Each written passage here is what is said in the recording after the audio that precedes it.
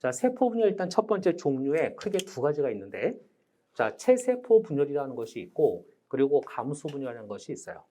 그러면 우리가 체세포 분열과 감수 분열을 설명할 때 가장 많이 설명하는, 얘네들의 차이를 설명할 때 가장 많이 설명하는 게 핵상이라는 개념이에요. 그래서 내가 이제 지금부터 핵상이라는 개념을 설명하면서 연결을 한번 해볼 테니까 보세요. 자, 핵상. 여기 핵상이란 이 말은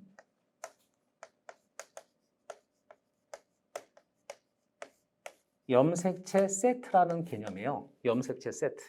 자, 그래서 내가 요거 핵상 개념 나중에 감수 분열 과정에 가면 우리 수업 자료에 들어있는데 오늘 좀 미리 잠깐 설명해 줄게요. 자, 예를 들어서 한번 해볼게요. 어떤 동물에서 자, 정자가 만들어져요. 그리고 어떤 동물에서 난자가 만들어져요.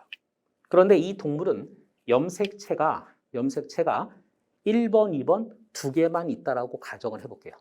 됐죠? 그럼 그렇게 되면 어떻게 되냐면, 자, 정자가 이렇게 있을 때, 여러분들 내가 핵은 무시하고 그래요. 정자가 이렇게 있을 때, 이 정자가 갖고 있는 염색체가 1번, 2번 이렇게 두 가지가 있어요. 되죠? 자, 그래서 내가 편의상 넘버링 해볼게요. 1번 염색체, 2번 염색체. 그런데 크기를 지금 크게 작게 이렇게 그렸죠. 이거 되죠? 이렇게. 자, 그러면 난자의 경우에도 염색체가 큰 애가 하나, 작은 애가 하나 있는데 이때 여기서 1번, 2번 이렇게 염색체가 있어요. 여기까지는 다 됐죠? 그럼 이렇게 됐을 때 지금 보니까 자, 정자나 난자가 염색체 세트를 갖고 있을 때 이 동물의 세포에서는 1번하고 2번이 한 세트예요. 어떤 건지 알겠죠? 그럼 이때 우리가 이렇게 염색체가 한 세트가 있는 것을 뭐라고 부르냐면 요렇게 한 세트가 있는 것을 N이라고 불러요. 이건 되죠? 그러면 난자도 요 한 세트가 있으니까 뭐라고 불러요? 핵상 N이라고 부르죠? 그리고 그 다음에 N 이퀄 자, 염색체가 몇 개 있죠? 1번, 2번 두 개 있죠? 그러면 요 상태 우리가 N 이퀄 2라고 불러요. 그래서 요렇게 해서 표현하는 걸 뭐라 그래요? 핵상이라 그래요. 이건 되죠? 그러면 자, 여기 밑에 있는 난자도 N 이퀄 뭐가 돼요? 2가 되겠죠? 그런데 이렇게 해서 정자, 난자 형성이 됐는데 자, 얘네가 자, 수정이 되는 거야. 이렇게. 얘네가 이렇게 수정이 되어버리면 이렇게 해서 세포가 만들어졌을 때 이제는 어떻게 돼요? 자, 이렇게 되고 이렇게 염색체가 4개가 되겠죠. 그럼 이렇게 염색체가 4개가 됐을 때 지금 보니까 자, 1번, 2번, 1번, 2번 염색체 세트가 몇 개 있죠? 세트가 2개 있죠? 왜? 1번하고 2번이 한 세트죠? 1번하고 2번이 한 세트니까 이렇게 두 세트가 있잖아, 그렇지? 그럼 이때는 뭐라 그래요? EN이라고 그래요. 되죠? 그러면 EN 이퀄 자, 전체 염색체 개수가 몇 개죠? 4개죠? 그래서 EN 이퀄 4라고 불러요. 이건 돼요? 되죠? 자, 그러면 이제 이런 식으로 해서 우리가 핵상의 개념을 간단히 설명할 수 있는데 그러면 우리 사람 같은 경우 여러분들이 알고 있는 게 있잖아. 사람은 EN 이퀄 뭐죠? EN 이퀄 사람은 46이에요. 사람의 핵상은. 그러면 사람의 정자는 N 이퀄 몇이겠어요? 23이 되겠죠? 이해돼요? 그리고 사람에서 난자는 N 이퀄 23이 되겠죠? 그러면 사람의 경우에는 염색체 한 세트 안에 염색체 개수가 몇 개가 들어있는 거예요? 23개가 들어있는 거예요. 됐죠? 이해되지? 이런 식으로 해서 여러분들이 이제 핵상에 대한 기본 개념을 하나 이해를 해요. 요건 됐죠? 그럼 이제 이렇게 됐을 때 여기서 우리가 그러면 보니까 핵상이 EN 상태가 됐을 때 1번 염색체가 한 쌍이 있죠? 그리고 2번 염색체가 한 쌍이 있죠? 됐죠? 그럼 이때 우리가 여기서 1번끼리 묶어서 뭐라고 부르냐면 상동 염색체라고 불러요. 이렇게. 그럼 여기서 상동이란 말은 크기나 모양이 똑같다는 뜻이야. 혹은 유사하다는 뜻이에요.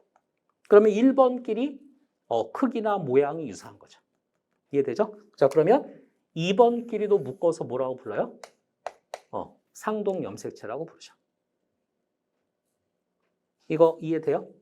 그렇죠? 그럼 이렇게 되면 사람에서 여성의 경우에 여성의 몸을 구성하는 세포 안에 핵상 2n = 46인 상태에서 상동 염색체가 몇 쌍이 존재하는 거죠? 사람은 23쌍이 존재하겠죠? 내 말 이해돼? 내가 왜 여성이라 그랬냐면 성염색체 때문에 그래. 남자는 XY고 여성은 XX죠? 근데 X 염색체와 Y 염색체는 상동 염색체가 될 수가 없거든. 서로 크기가 달라. 어떤 건지 알겠죠? 네, 그래서 내가 일부러 여성이라고 물어본 거야. 그럼 여성은 X 염색체 XX 있죠? 그리고 나머지 상염색체라는 것이 있거든. 그래서 그것도 또 나중에 또 배울 거야. 일단 지금은 자, 사람의 여성의 경우에 세포가 2n = 46이잖아. 그러면 상동 염색체 쌍은 23쌍이 있다는 거 판단할 수 있겠죠? 됐지? 오케이. 이렇게 해서 여러분들 핵상과 관련된 거, 그 다음에 상동 염색체 관련된 기본 개념 이해하세요? 여기까지는 됐고. 자, 그러면 이제 다시 와서, 그러면 체세포 분열. 자, 체세포 분열은 그럼 뭐냐? 세포가 분열해서 핵상의 변화가 일어나지 않는 세포 분열을 우리가 체세포 분열이라고 그래요. 그럼 예를 들어서 이거예요. 2n짜리 세포가 분열하면 2n짜리 세포가 2개 만들어지는 거예요. 됐죠? 자, 또는 n짜리 세포가 분열하면 n짜리 세포 2개가 만들어지는 거야. 보니까 핵상의 변화가 없죠? 그래서 핵상의 변화가 없으면서 유전적으로 동일한 딸 세포가 만들어지는 분열을 뭐라 그래요? 체세포 분열이라 그래요. 이건 되죠? 자, 그런데 감수 분열은 핵상이 어떻게 되냐면 2n에서 n으로 변하는 분열 방식이에요. 그런데 이 감수 분열 자체는 자, 연속해서 세포가 2번 분열돼요. 그래서 우리 이거 이제 좀 이따 나중에 감수 분열 과정 아마 요번 주 금요일 날 좀 자세히 배울 거야. 자, 그러면 핵상이 2n에서 n으로 변한다. 유전적 조성이 달라질 수밖에 없겠죠? 자, 그래서 감수 분열 과정에서는 유전적으로 다양한 배우자가 생산이 돼요. 이게 감수 분열의 특징. 그렇죠? 그래서 여러분들 언뜻 보니까 감수 분열이 좀 더 복잡할 것 같죠? 그래서 요거는 우리 금요일 날 배우고, 이제 오늘은 요 체세포 분열, 약간 좀 단순한 요 체세포 분열을 기준으로 해서 세포 분열을 먼저 배우고, 그리고 기본적인 조조를 배울 거야. 일단 여기까지 일단 되죠? 그럼 이렇게 됐을 때 체세포 분열이나 감수 분열이 우리 몸에서 어떤 역할을 하느냐? 자, 첫 번째, 자, 생식. 자, 생식이란 말은 내가 저번에도 얘기했지만 자손을 생산하는 거라 그랬죠? 그러면 자손을 생산하기 위해서 만약에 우리 사람을 예를 들면 정자와 난자가 생산이 돼야죠? 그러면 정자, 난자, 얘네들은 배우자잖아. 그러면 정자, 난자 만들 때 일어나는 분열은 감수 분열이에요. 어떤 건지 알겠죠? 그리고 그 감수 분열을 통해서 만들어진 정자, 난자가 수정이 돼서 수정란이 되고, 요 수정란이 쫙 분열하면서 우리 몸 개체가 되는 거예요. 그럼 이때 수정란이 분열하는 과정은 다 체세포 분열이에요. 여러분들 수정란 핵상 N, 2N. 2N이죠? 그리고 2N 상태의 수정란이 계속 분열하면서 2N짜리 유전적으로 동일한 세포들이 계속 만들어지는 거예요. 그게 바로 발생 과정이에요. 되죠? 자, 그래서 일단은 생식, 그 다음에 생장과 발생. 연결되죠? 자, 그리고 또 하나, 자, 조직의 재생. 이런 것들 다 체세포 분열과 또는 뭐죠? 감수 분열이 진행되면서 일어나. 그런데 이제 감수 분열은 주로 이 과정 중에 뭐죠? 여기 생식 파트에서 배우자 만들 때 그때 감수 분열이고, 나머지 과정은 다 체세포 분열에 의해서 진행돼요. 됐죠?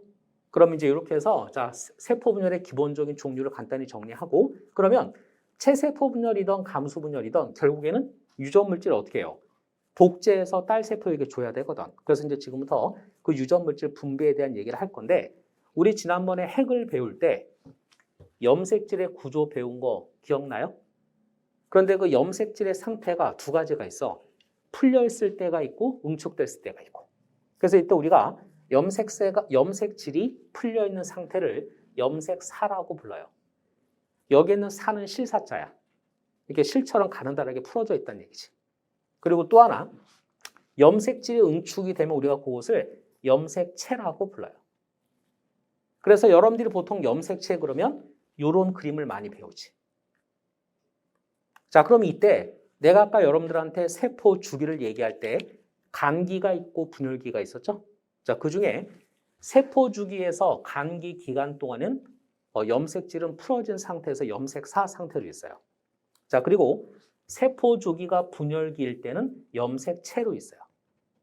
자, 그럼 이제 이때 여기서 우리가 분열기 때 복제된 유전 물질이 반으로 나눠져야 되거든. 그럼 여러분 한번 생각해봐요. 염색질이 실처럼 막 가느다랗게 막 풀어져 있는 상태와 염색체로 응축되어 있는 상태, 어떤 경우가 둘을 반으로 딱 분리하기가 쉬울까? 염색체로 응축된 것이 반으로 분리하기가 훨씬 쉽죠. 염색사 실처럼 되어 있으면 어떻게 서로 막 꼬여 있을 거 아니야. 그럼 얘네들을 하나하나 분리하기가 쉽지가 않다는 거지. 그래서 분열할 때는 염색체 상태로 뭐죠? 응축돼 있으면서 분리가 되는 거야. 어떤 건지 알겠죠? 그건 생각할 수 있지? 그럼 이렇게 됐을 때 그 분열기에 들어간 염색체 구조는 이렇게 생겼다는 거죠. 자, 요건 이제 한번 볼게요. 이렇게. 여러분들 지금 보니까 염색체가 그려져 있는데 보니까 한 개가 아니라 두 개가 요 동원체라는 곳에 이렇게 붙어 있죠? 보여요? 자, 그럼 이게 어떻게 되는가 이거예요. 요 두 개 중에서 각각을 뭐라고 부르냐면 자매 염색 분체라고 부르는데, 자, 아까 내가 감기 때 세포가 성장하면서 유전 물질도 복제된다 그랬죠? 그러면 분열기에 들어가는 유전 물질은 이미 뭐죠? 복제가 끝난 상태에서 들어가는 거야. 그럼 똑같은 게 두 개가 있는 거지. 그런데 그 복제된 유전 물질, 염색질이 염색체가 되어 있는 상태에서 둘이 붙어 있는 거예요. 그러면 여기서 왼쪽에 자매염색 분체가 있고 오른쪽에 자매염색 분체가 있는데 얘네가 서로 얽혀 있는 부분을 뭐라고 그러냐면 동원체라고 부르는 거야. 어떤 건지 알겠죠? 그러면 왼쪽에 자매염색 분체와 오른쪽에 자매염색 분체는 뭐죠? 똑같은 애야. 그대로 똑같이 복제됐으니까.